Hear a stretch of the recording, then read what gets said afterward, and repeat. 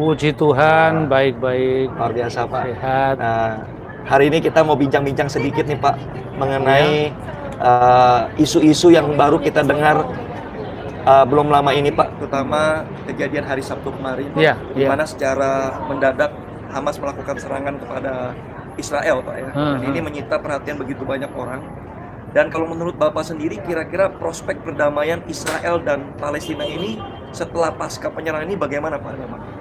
Ya, memang itu berita yang mengejutkan ya. Saya menyebutkan ini sebagai sebuah terang-terangan serangan teroris.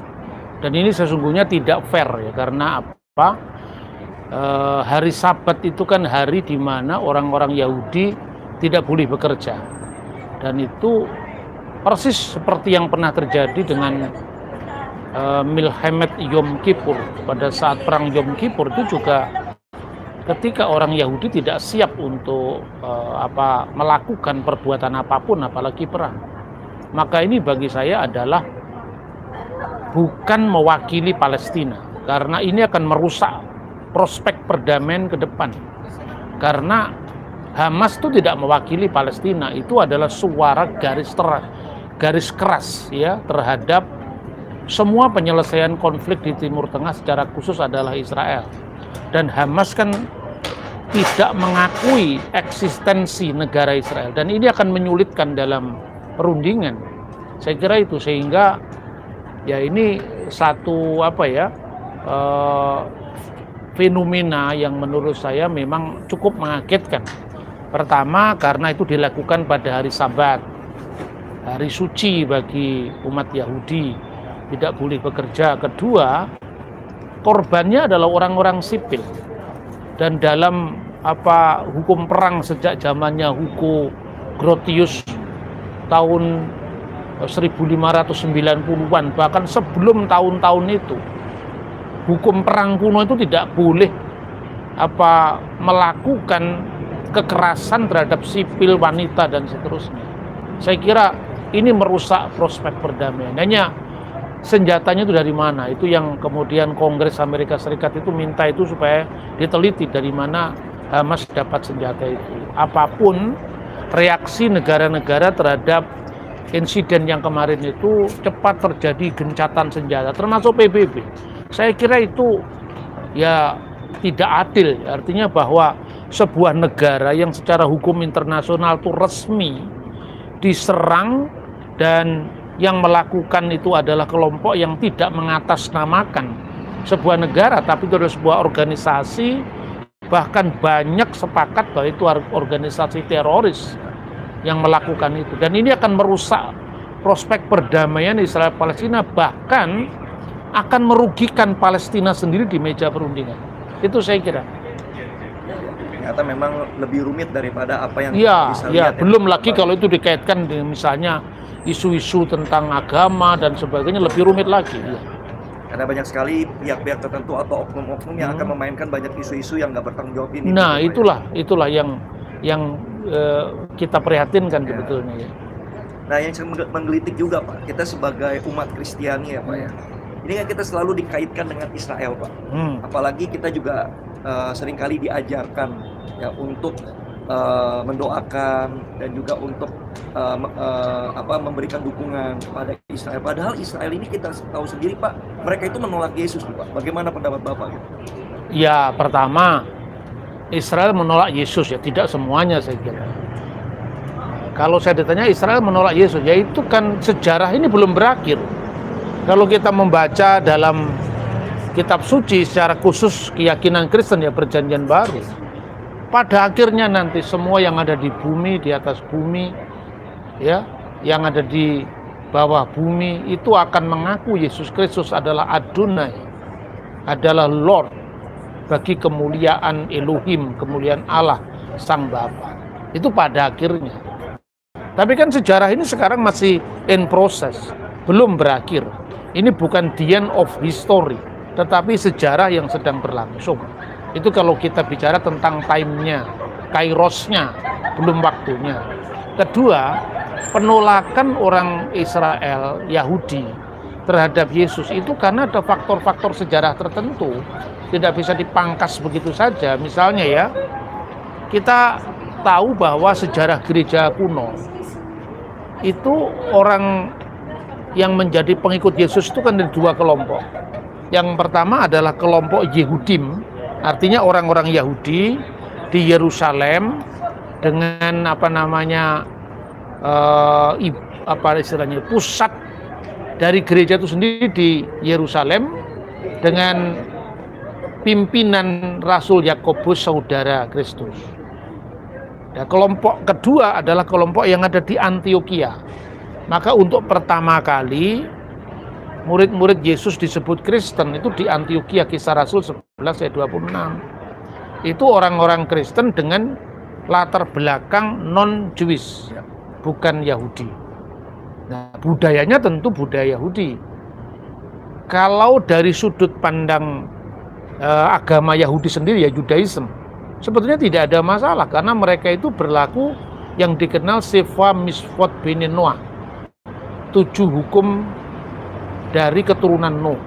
Sementara yang di Yehudim, yang di Yerusalem itu berlaku yang dikenal dengan Taryak Misvot Mose, 613 hukum Musa. Nah, termasuk dalam hukum itu ada yang namanya Mispatim, hukum yang bersifat umum. Lalu ada Edot, hukum peringatan, itu hanya berlaku bagi orang Yahudi. Hukum umum tadi jangan mencuri, jangan membunuh, jangan berzina, jangan berlaku dusta, itu universal law. Tapi Edot itu hanya berlaku bagi Yahudi. Misalnya, jangan makan anak kambing bersama susu induknya. Pesannya apa? Supaya orang Yahudi tidak sama dengan bangsa Kanaan yang memuja Dewi Kesuburan yang saat itu dilambangkan dengan anak kambing bersama susu induknya. Jangan makan daging di sendi pangkal paha untuk memperingati kegigihan perjuangan nenek moyang Yahudi yaitu Yakub. Lalu yang ketiga itu hukum imamat pasal 11 yang disebut hukim. Nah, gereja dulu mengikuti semuanya itu karena gereja itu adalah bagian dari Yudaisme. Karena itu gereja mengikuti bagi mereka yang di Yerusalem mengikuti hukum Musa, tentu dengan pemahaman baru bahwa apa yang tertulis dalam Torah itu bagi perspektif orang Kristiani di Yerusalem telah digenapi dengan kedatangan Yeshua HaMashiach. Nah, tapi bagi yang non-Yahudi ini apakah mereka harus berlaku hukum Musa? Jangan salah. Sampai hari ini pun orang Yahudi tidak pernah memberlakukan itu untuk orang-orang bukan Yahudi. Lalu hak kita apa? Kita lebih Yahudi ketimbang Yahudi sendiri kan? Jadi ini salah. Paulus itu telah menghapuskan Taurat. Mana yang dihapus dari Paulus? Paulus menyunatkan Timotius karena Timotius Yahudi. Tapi kalau Paulus melarang Titus disunatkan, karena memang Titus orang Yunani tidak ada kewajiban sama sekali untuk melakukan Taurat. Nah, secara historis, itu kan secara teologis ya. Secara historis, pada saat perang Yahudi pertama yang digerakkan oleh kelompok Yahudi garis keras yang namanya Selot, di mana Yesus sendiri salah satu muridnya adalah kelompok Selot. Selot itu adalah kelompok Parisi yang garis keras, yang ingin mengusir penjajahan Romawi dengan revolusi bersenjata. Nah, itulah yang menggerakkan perang Yahudi pertama. Di dalam perang Yahudi pertama itu saya kira jemaat Kristen mula-mula khususnya yang Yahudi masih banyak terlibat dalam perjuangan bangsanya.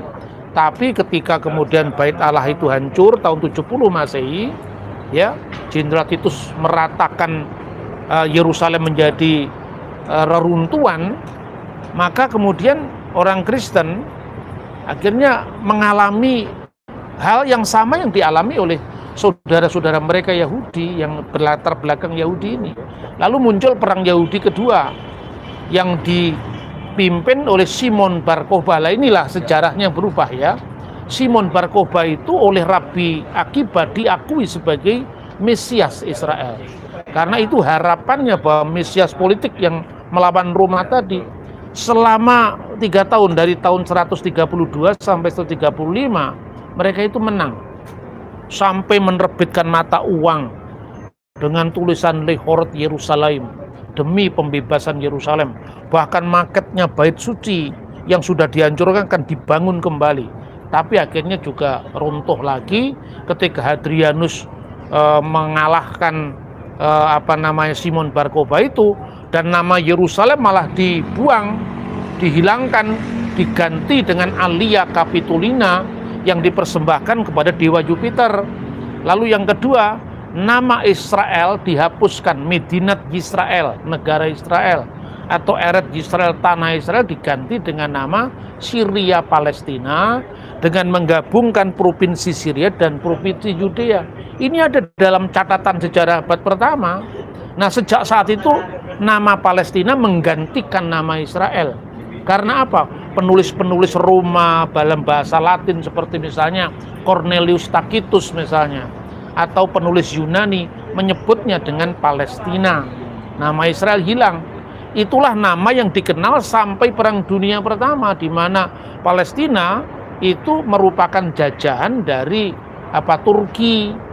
Saya kira seperti itu ya. Tapi kemudian kalau kita melihat aspek agama itu malah rumit lagi.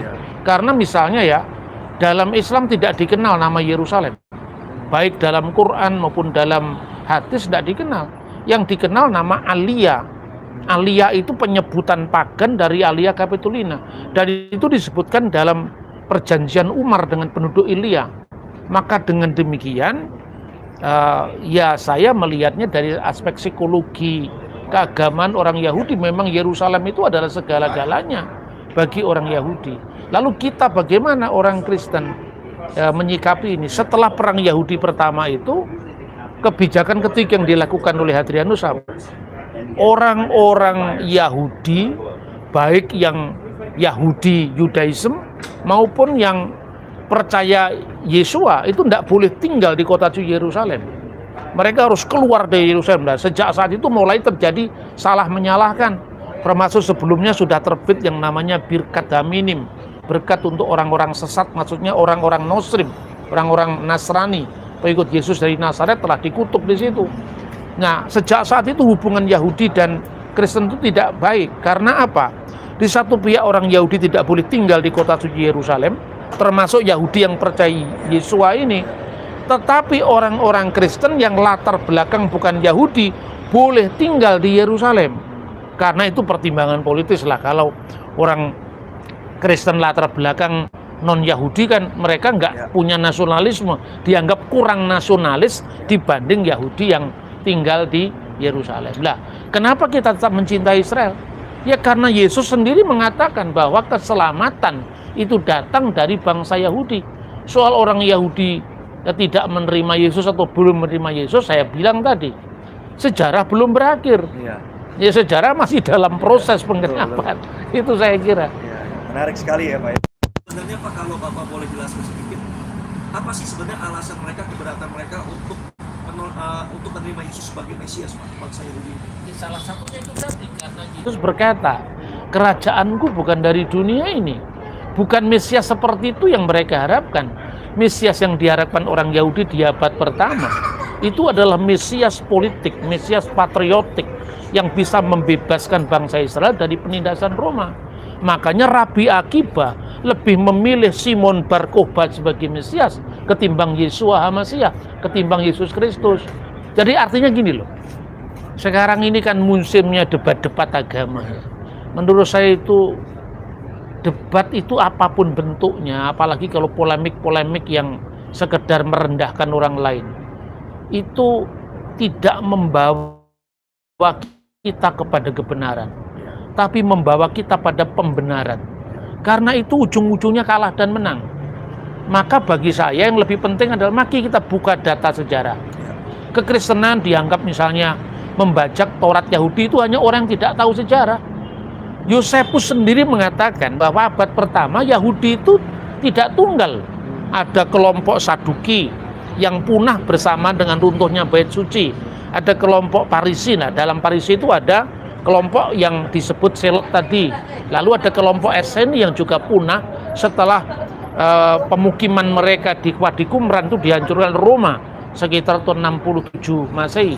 Lalu di kalangan orang-orang Parisi itu ada catatan yang dibuat oleh Flavius Josephus, ahli sejarah abad pertama, yang mengatakan Yakobus saudara Yesus yang disebut Kristus itu dihukum mati secara tidak adil karena Albinus yang menjadi prokurator Roma saat itu sedang dalam perjalanan ke Alexandria. Maka rasa keadilan yang mengganggu orang-orang Yahudi saat itu karena kematian Yakobus. Rasa keadilan yang menggerakkan orang-orang Yahudi itu siapa? Kalau kita bandingkan dengan catatan sejarah Epifanius dari Salamis, kenapa gereja di Yerusalem itu berkembang pesat pada abad pertama? Karena pembelaan Yakobus terhadap orang-orang Farisi. Berarti Yakobus sendiri itu adalah kelompok Farisi. Dan inilah yang menjadi cikal bakal dari gereja mula-mula di Yerusalem, yaitu gereja Yahudi. Makanya jangan heran kalau dalam surat Yakobus, Yakub itu kan pemimpin jemaat Yerusalem, itu gereja masih disebut sinagoge. Kalau orang masuk ke dalam kumpulan sinagoge Imon, belum disebut dengan church, belum disebut dengan gereja dalam makna modern sekarang. Sekalipun kata eklesia itu sudah dipakai Yesus, tapi tempat pertemuannya namanya masih tetap Bet Knesset, yaitu sinagoge. Karena kekristenan itu bagian tak terpisah dari Yudaisme. Soal bahwa orang Yahudi punya pandangan yang lain, yaitu beda, karena ini Yahudi rabbinik ini kan juga hasil reformasi Yudaisme setelah runtuhnya Bait Suci. Selain Yahudi rabbinik masih ada Yahudi Karaid yang juga besar di Yerusalem, yang mereka menolak yang namanya Taurat lisan. Dan ada varian-varian dalam Yudaisme. Salah satu varian yang tidak berkembang karena punah bersamaan dengan hilangnya Kristen Yahudi yang diusir dari Yerusalem, ya, itulah sejarah yang harus kita lihat dan tidak bisa kita potong-potong. Makanya orang yang mengatakan Kristen membajak Taurat Yahudi itu bagian dari Yudaisme, kan begitu kan? Makanya Yesus sendiri mengatakan keselamatan datang dari bangsa Yahudi karena Sang Mesias itu keturunan Yehuda, gitu loh kira-kira. Jadi mari kita bergeser, berkembang dari logika polemik menjadi logika dialog teologis. Soal orang Yahudi menolak Yesus, yaitu wajar-wajar saja, sebagaimana juga orang Kristen menolak Nabi Muhammad sebagai nabi terakhir atau menolak Joseph Smith sebagai nabi terakhir.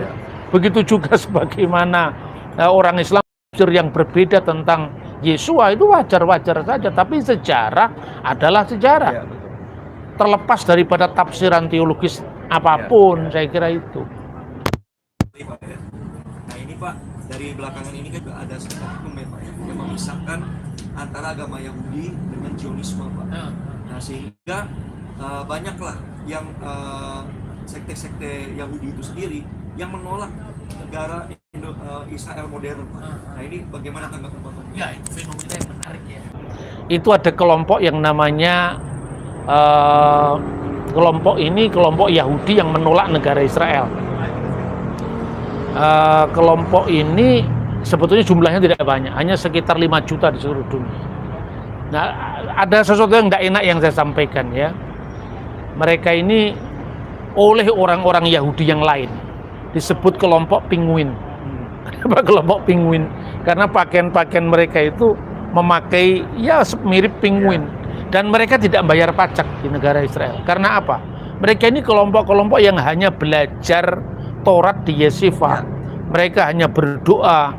Tapi kadang-kadang kelompok ini secara berbeda memahami kehadiran negara Israel. Kenapa?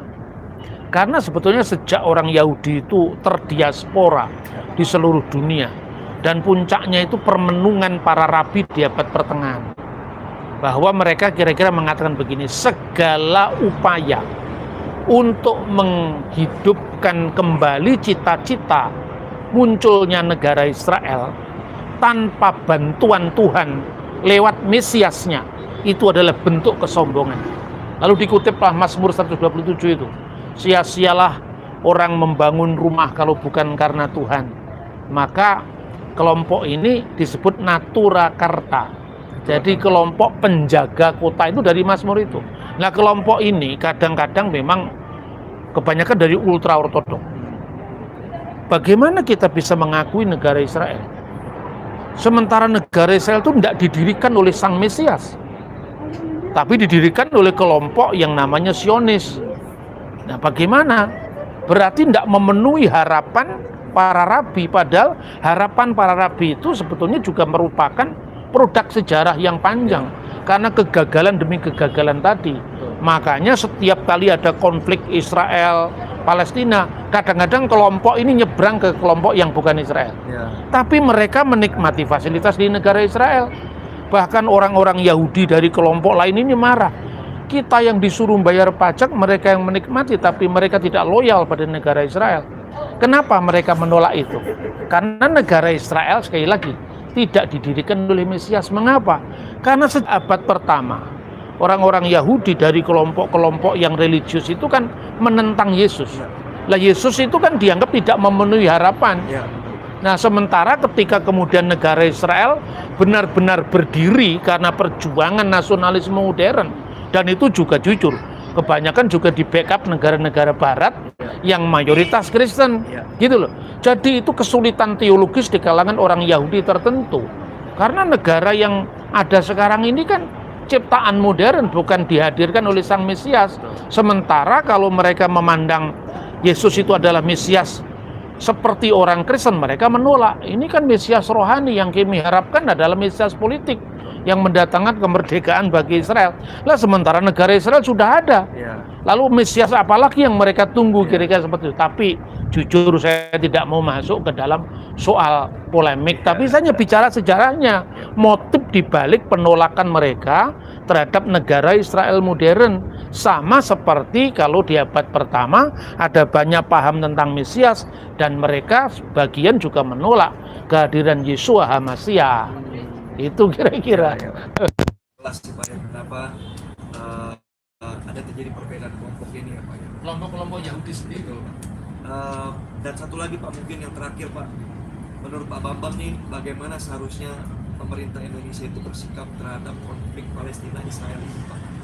Dan juga ada yang kita bisa pelajari mungkin dari nasionalisme Israel ini yang bisa jadi pembelajaran juga untuk kita gitu Pak. Kalau menurut saya, kan Indonesia katanya itu negara non-blok, bebas aktif, ya.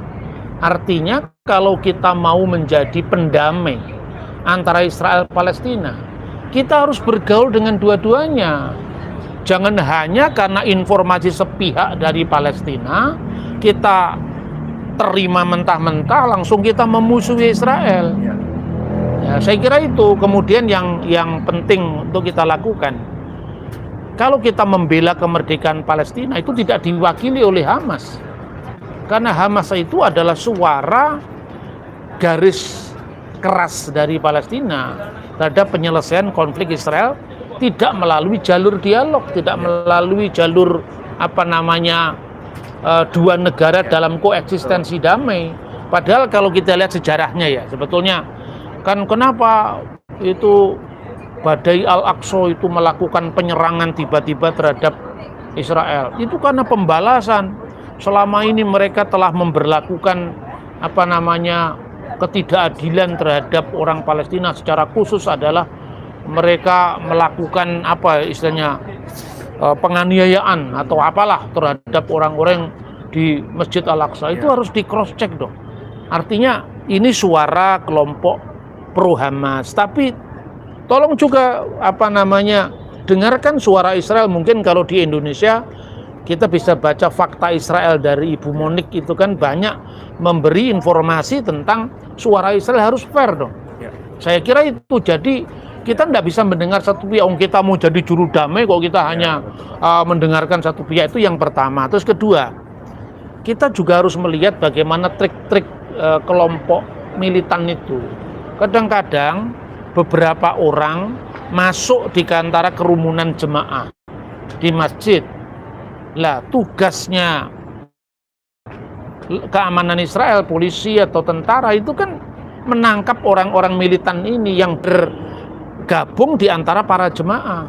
Lah kemudian kalau terjadi misalnya insiden salah tembak dan sebagainya, itu langsung di blow up besar-besaran. Israel membunuh orang sipil. Apa enggak sebaliknya? Justru lihat insiden yang kemarin itu, insiden Sabat lagi. Mereka melakukan penyerangan terhadap penduduk sipil, dan 5.000 apa itu roket dijatuhkan seperti itu kan tidak pilah-pilah mana yang menjadi sasaran. Kalau Israel biasanya yang disasar itu kan tempat persembunyian kelompok-kelompok militan tadi. Itu yang pertama. Yang kedua, dari aspek sejarah, tentu dari aspek hukum internasional. Kenapa penjelasan mengatakan tidak ada negara Israel harus dibebaskan dari peta bumi? Loh, itu terus logikanya bagaimana? Artinya gini, awal dari negara Israel itu, ini terlepas dari soal agama, soal yang lain-lain, itu kan terjadi saat Perang Dunia Pertama. Jadi waktu Perang Dunia Pertama itu Inggris berhadapan dengan Jerman dan sekutunya termasuk Turki. Waktu Turki masih menjadi istilahnya itu kekhalifahan kan. Nah, kemudian mereka kalah perang. Turki ini kalah perang karena sekutunya Jerman kan. Kemudian karena Inggris dan sekutunya pemenang perang. Nah, pada saat Perang Dunia Pertama itu orang-orang Yahudi yang sudah mulai aliyah dari awal abad 19 itu, mereka beli tanah-tanah dari tuan-tuan tanah dari Turki atau dari Utsmani tadi. Bahkan banyak tanah rawa-rawa yang banyak sekali penyakit malaria saat itu dibeli sama orang-orang Yahudi itu. Itu surat-surat pembelian itu diterbitkan kan banyak itu data-datanya. Ya, kemudian tempat rawa-rawa itu ditanami pohon pohon minyak kayu putih itu, eukaliptus, untuk mengusir nyamuk. Ketika kemudian jadi pemukiman secara bertahap, orang-orang Yahudi aliyah dari Eropa, dari Amerika, dari Polandia mendirikan tempat di situ. Kemudian saat Perang Dunia Pertama, orang-orang Yahudi ini membantu Inggris. Orang-orang Arab yang tinggal di wilayah Palestina juga membantu Inggris. Tapi sayangnya Inggris hanya melalui deklarasi Balfour, mereka hanya menetapkan bahwa tanah Israel, tanah Palestina itu hanya untuk satu negara Yahudi, yang menimbulkan protes orang Arab. Nah, ini kita sama-sama berjuang melawan Jerman dan sekutunya kok cuma negara Yahudi. Lalu lewat Komisi Lotfield tahun 1937 itu kemudian disepakati, diusulkan solusi dua negara dalam koeksistensi damai, negara Yahudi dan negara Palestina. Kemudian orang-orang Palestina dengan bantuan negara-negara Arab protes, tidak boleh ada negara Yahudi di situ. 1937 tadi ya, 1947 kemudian ada yang namanya keputusan dari Liga Bangsa-Bangsa ya, yang memutuskan bahwa artikel 181 itu loh, bahwa itu negara untuk Israel dan untuk Palestina. Nah, kemudian yang Palestina itu belum sepakat, Yahudi bisa terima. Akhirnya berdasarkan resolusi 181 tadi, kemudian mereka curi start memproklamirkan kemerdekaan Israel langsung. Nah, kemudian pembagian wilayah yang 50-50 untuk Palestina untuk Israel karena serangan bangsa Arab yang mendukung Palestina. Kemudian Israel yang menang perang, ya otomatis kalau menurut hukum internasional yang menang perang akhirnya menguasai wilayah, dan seterusnya sampai nanti perang kemerdekaan tahun 48, perang Yom Kippur 67, perang 6 hari, perang Yom Kippur tahun 73, sampai sekarang ini ketika munculnya PLO, reaksinya munculnya Hamas dan sebagainya. Jadi selesaikan di meja perundingan. Dan Indonesia kalau benar-benar negara bebas aktif, ya harus mendengar dua-duanya. Saya kira itu yang pertama. Poin yang ditanyakan tadi, saya ini kadang-kadang ya kalau mendengar lagu kebangsaan Israel, kenal yang namanya Hatikvah, itu saya terharu. Saya kira gini, tidak ada satu bangsa yang tidak pernah kehilangan identitasnya selama ribuan tahun kecuali Israel. Ini pembelajaran nasionalis bagi bangsa kita. Prasasti tertua yang menyebut Israel itu disebutkan dalam bahasa hieroglif, yaitu Yasir-il Fikat Uben Perak. Israel tidak ada lagi keturunannya, telah binasa, itu dikeluarkan oleh Fir'aun Meren Petah 1 tahun 1205. Sekarang disimpan di Museum Nasional Kairo ya. Saya pernah lihat itu. Itu prasasti tertua. Jadi artinya identitas Israel yang disebut Yasir'il itu bukan hanya klaim sepihak Torah, bukan klaim sepihak Tanakh, kitab suci Yahudi yang kemudian diwarisi utuh-utuh oleh gereja Kristen, tetapi juga dibuktikan oleh sumber-sumber sejarah. Keluarnya bangsa Israel dari pembuangan Babel atas dasar dekret dari Kores Agung itu ada prasastinya. Prasasti Slinder Kores Agung, bahkan nama Raja Daud, Raja Salomo, itu semua ada prasasti yang mendukung. Misalnya prasasti kalender Geser, prasasti Teldan yang menyebut nama Raja Daud, Bet David, itu lengkap semua. Tidak pernah identitas Israel itu hilang. Makanya nyanyiannya begini. Ini dalam bahasa Ibrani ya. Kol ot balevap Penima nefes Yehudi homia. Jauh di lubuk hati kami jiwa seorang Yahudi mendamba.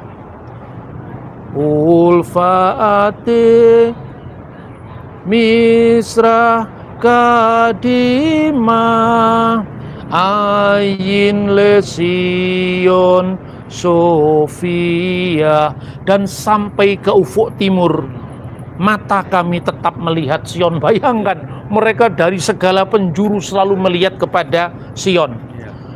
Atlo abta tikfatenu hatikfa batsnot alpayim liot amkopsi Bearseno eret Sion Yerusalem. Tetapi tidak hilang harapan kami. Harapan 2000 tahun lamanya menjadi orang merdeka di tanah sendiri, di tanah Sion dan di Yerusalem. Makanya dulu pernah ada opsi kita mau pakai Uganda, tidak mau, karena negara Sion yang mereka rindukan. Jadi kita bandingkan dengan lagu kebangsaan kita, ya, Indonesia Raya. Bangunlah jiwanya, bangunlah badannya. Kenapa? Bangunlah jiwanya, bangunlah badannya. Karena jiwa kita pernah nyaris mati, dicabik-cabik oleh sektarianisme, fanatisme agama. Tidak satu kita. Hilangnya Bhinneka Tunggal Ika sejak era Majapahit abad 14 telah menyebabkan negara kita pecah-pecah menjadi negara-negara lokal, negara-negara daerah. Kapan itu muncul kembali?